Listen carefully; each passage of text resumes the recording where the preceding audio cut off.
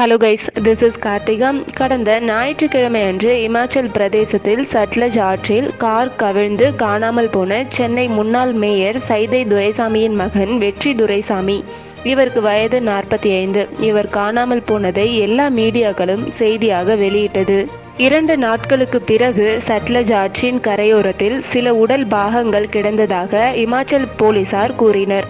இந்த உடல் பாகங்கள் மனித மூளை சம்பந்தப்பட்டதாக இருக்கலாம் என்றும் இமாச்சல் டிஜிபி தெரிவித்துள்ளார். டிஜிபி வெளியிட்டுள்ள அறிக்கையில், ஏற்கனவே மீட்கப்பட்ட நபரான கோபிநாத்திற்கும் இறந்து போன டிரைவர் இவர்களின் தலையில் காயம் எதுவும் காணப்படவில்லை என்றும் கூறியுள்ளார்.